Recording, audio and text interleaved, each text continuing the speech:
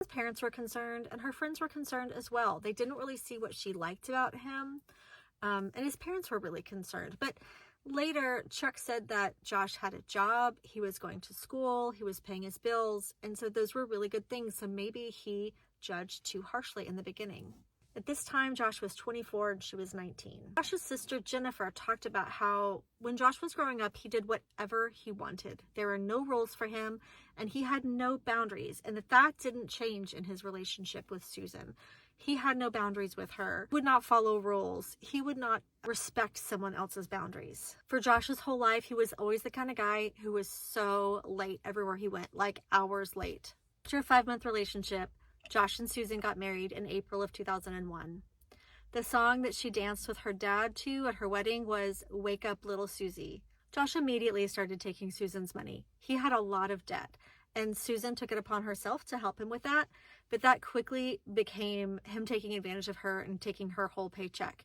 He would take her check, and then he would change the PIN to the bank accounts. He would change the passwords to the bank account, leaving her no access to any money. And Josh also struggled to keep a job, and so oftentimes she was the only one working. He would buy snacks that she wasn't allowed to eat. He would buy expensive electronics, and Susan didn't have a car to drive to work, and she wasn't allowed to go out to eat for lunch, and she had to eat stuff like Wolf chili that they had bought in bulk. Meanwhile, Josh was absolutely obsessed with electronics. He bought tons of expensive electronics, and he also bought things like RC cars.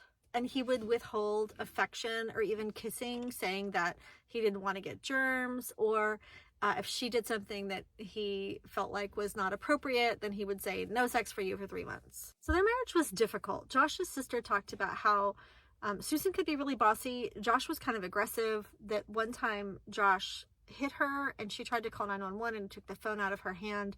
Things were really tough. But it's also important to know and to remember that the most important thing to Susan was being a good wife and a good mother. And when you are married in the Latter-day Saints, you are promising that you will stay with that partner for eternity. And Susan started to have a problem with this. At some point in her marriage, she confessed to a friend that she just couldn't imagine being with Josh until eternity.